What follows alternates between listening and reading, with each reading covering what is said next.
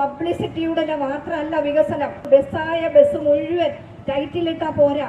ഇന്നലെ കണ്ണൂരിൽ നടന്ന സംഭവം ഈ നാട്ടിലെ ജനങ്ങൾ കണ്ണു തുറന്ന് കാണണം. എല്ലാത്തിനും ഒരു നേരുണ്ടാകണം. ഈ വഴിക്കാരയിലൂടെ കടന്നു വരുന്നു.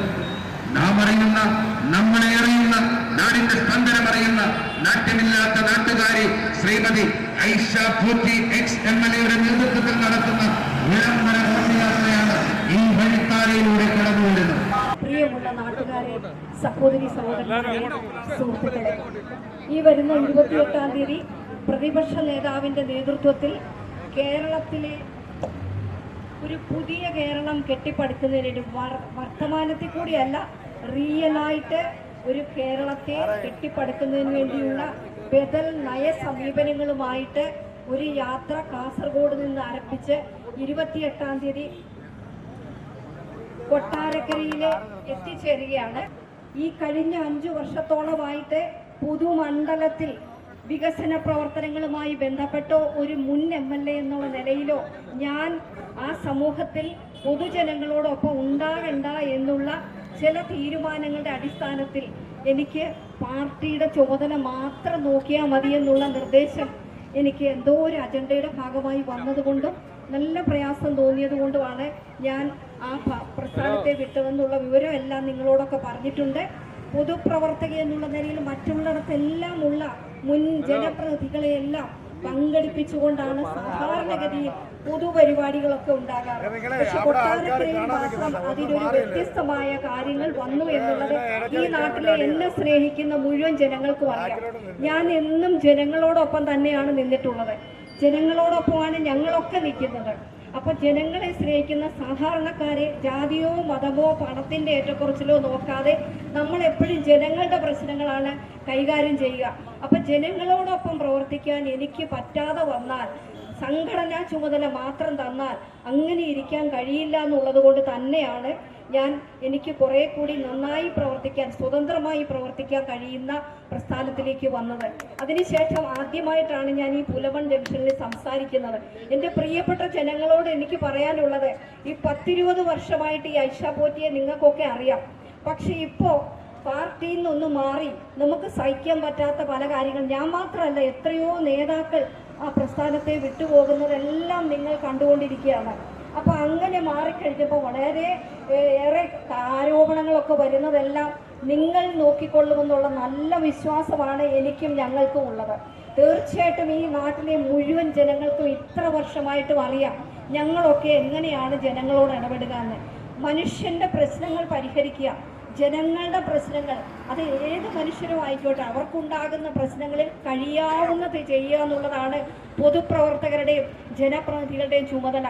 എന്നാൽ അത് സാധ്യമാക്കാത്ത തരത്തിൽ ഇപ്പൊ ശൈലജ ടീച്ചറിന്റെ കാര്യം ഉൾപ്പെടെ നമുക്കറിയാം, കുഞ്ഞിക്കണ്ണന്റെ കാര്യം അറിയാം, ഹസ്കറിന്റെ കാര്യം അറിയാം, അഞ്ചലുള്ള ഒരു സഖാവിന്റെ കാര്യം അറിയാം. ഇങ്ങനെ 100 കണക്കിന് പേരുടെ പ്രയാസങ്ങൾ നമുക്കറിയാം.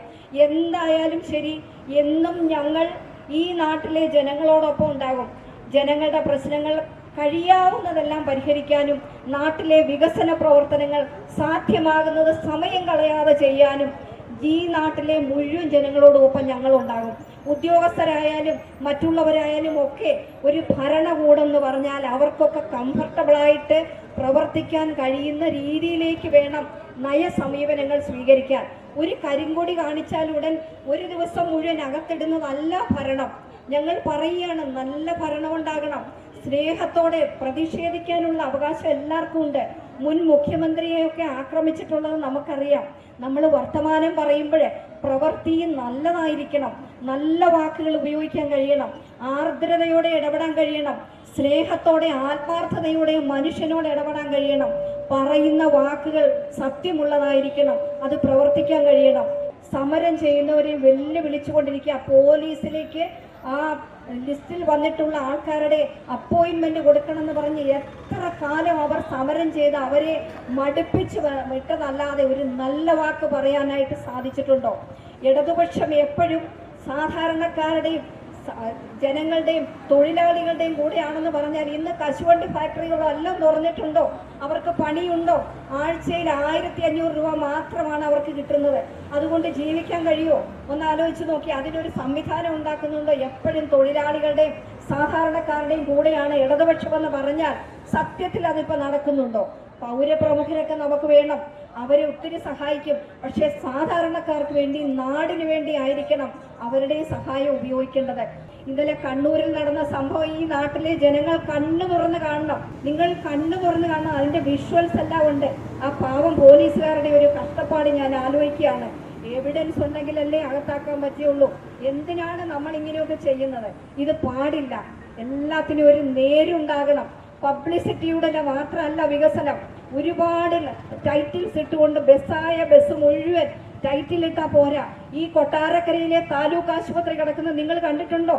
കഠിനാധ്വാനം ചെയ്തിട്ടാണ് കഴിഞ്ഞ തവണ 90 കോടി അനുവദിപ്പിച്ചത്. അത് സർക്കാർ അനുകൂലമായതുകൊണ്ട് മാത്രം വരില്ല.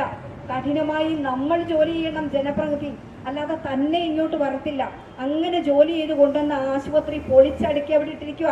ഞങ്ങളൊക്കെ ഇരിക്കുമ്പോൾ തീർന്നത് മാത്രമേ ഉദ്ഘാടനം ചെയ്തിട്ടുള്ളൂ. റൂറൽ SP ഓഫീസ് തീർന്നിട്ട് എത്ര കാലമായി എന്നറിയോ? ഇത് നിങ്ങൾ ഇങ്ങനെയൊക്കെയുള്ള കാര്യങ്ങൾ എന്ന് വന്നതാണെന്നും കൂടി ഈ നാട്ടിലെ ജനങ്ങൾക്കറിയാം. ബാക്കി എന്ത് പുതിയതൊക്കെ വന്നിട്ടുണ്ടെന്നുള്ളത് പരിശോധിക്കണ്ടേ? പബ്ലിസിറ്റിയിലൂടെ മാത്രം മനുഷ്യരെ ഒരു ഇലൂഷനിലേക്ക് കൊണ്ടുപോവല്ല വേണ്ടത്. യാഥാർത്ഥ്യമായിട്ട് കാണിക്കണം. ഇവിടെ നിന്ന് സംസാരിക്കുമ്പോൾ എനിക്ക് എന്ത് അഭിമാനമാണെന്നറിയോ? ഈ കൊട്ടാരക്കര പുലവൻ ജംഗ്ഷൻ എങ്ങനെയായിരുന്നു കിടന്നതെന്ന് എൻ്റെ പ്രിയപ്പെട്ട നാട്ടുകാരൊന്ന് ചിന്തിച്ചു നോക്കിയേ. ആദ്യത്തെ 5 വർഷം വെറും MLA ആയിരുന്ന സമയമാണ് അവിടുത്തെ കോട്ട മതിൽ പൊളിച്ച് മനുഷ്യന് ആശ്വാസം ഉണ്ടാക്കി കൊടുത്ത് ഈ ഷോപ്പിംഗ് കോംപ്ലക്സ് ഉണ്ടാക്കി എത്ര പേർക്ക് കച്ചവടം ചെയ്യാൻ സൗകര്യമായി. അതുപോലെ കേരളത്തിൽ KSRTC സ്വന്തം പണം മുടക്കി നഷ്ടമില്ലാതെ നിർമ്മിച്ച KSRTCയുടെ ഷോപ്പിംഗ് കോംപ്ലക്സ് ആണിത്. ഇവിടെയൊക്കെ ഇപ്പൊ എത്ര മനോഹരമായെന്ന് ആലോചിച്ച് നോക്കിയേ. ഞാനും ഇവിടുത്തുകാരിയല്ലേ. ഇവിടെ ഒരു കാട് മൂടിയ സ്ഥലവും പൊളിയാറായ ഷെഡുമല്ലേ ഉണ്ടായിരുന്നത്. അതൊക്കെ മാറ്റിമറിച്ചില്ലേ. 5 വർഷക്കാലം കൊണ്ട് 50 ആണ്ട് ചെയ്യാവുന്ന കാര്യങ്ങൾ അന്നും നമ്മൾ ചെയ്ത് കാണിച്ചു കൊടുത്തിട്ടുണ്ട്. 3 ടേണായിട്ട് എത്രയെത്ര കാര്യങ്ങൾ. Skill park, fire force, rural SP office, taluk ആശുപത്രി, സ്കൂളായ കെട്ടിടങ്ങൾ മുഴുവൻ. അതിന്റെ ഒന്നും പേര് വേറെ എടുത്ത് പറഞ്ഞതുകൊണ്ട് ഈ നാട്ടിലെ ജനങ്ങൾ അതൊന്നും അംഗീകരിക്കില്ല. ഈ നാട്ടിലെ ജനങ്ങൾ കണ്ണു തുറന്ന് കണ്ടുകൊണ്ടാണ് ഇതൊക്കെ ഇരിക്കുന്നത്. ഞാൻ ഒരുപാട് പറഞ്ഞു പോകുന്നില്ല.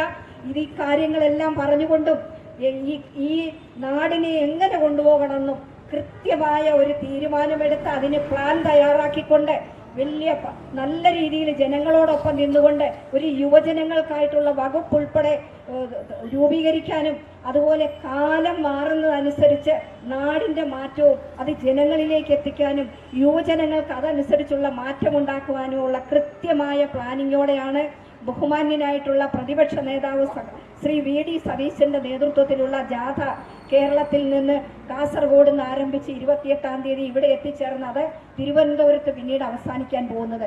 ഇതൊക്കെ കൃത്യമായ പ്ലാനിങ്ങിലൂടെ ഒരു ബദൽ സംവിധാനം ഉണ്ടാക്കിക്കൊണ്ടാണ്.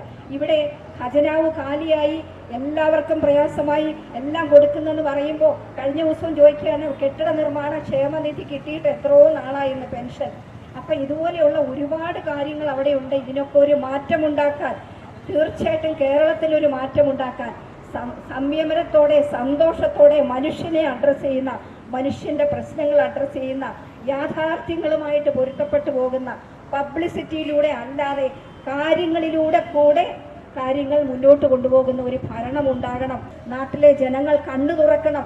ഈ ജാഥയിലുടനീളം വരുന്ന കാര്യങ്ങളെ ഒന്ന് മനസ്സിലാക്കിക്കൊണ്ട് ശരിയായ തീരുമാനത്തിലേക്ക് ഒരു UDF ഗവൺമെന്റ് വരുന്നതിന്റെ തീരുമാനമെടുത്തുകൊണ്ട് ആ UDF ഗവൺമെന്റ് ഒരു ബദൽ സംവിധാനം കൊണ്ടുവരാൻ വേണ്ടിയിട്ട് ഈ നാട്ടിലെ മുഴുവൻ ജനങ്ങളും സ്നേഹത്തോടെ ഒന്നിക്കണം, ചിന്തിച്ചുകൊണ്ട് ഒന്നിക്കണം എന്നാണ് ഞങ്ങൾക്ക് പറയുവാനായിട്ടുള്ളത്. അതിന്റെ പ്രചരണാർത്ഥമുള്ള ജാഥ വിജയിപ്പിക്കാൻ നിങ്ങളെല്ലാവരുടെയും സഹായവും സഹകരണവും ആളുകൊണ്ടും ഒക്കെ അവിടെ പങ്കെടുത്തുമെല്ലാം വിജയിപ്പിക്കണമെന്ന് മുഴുവൻ സ്നേഹത്തോടെ എല്ലാ ജനങ്ങളോടും അഭ്യർത്ഥിച്ചുകൊണ്ട് ഈ ജാഥയിൽ പങ്കെടുത്ത മുഴുവൻ പേരെയും ഏറ്റവും സ്നേഹത്തോടെ അഭിവാദ്യം ചെയ്തുകൊണ്ട് ഈ സമാപന യോഗം ഔപചാരികമായിട്ട് നിങ്ങളുടെ എല്ലാ അനുവാദത്തോടു കൂടി ഉദ്ഘാടനം ചെയ്തതായി അറിയിച്ചുകൊണ്ട് നിർത്തുന്നു. നമസ്കാരം.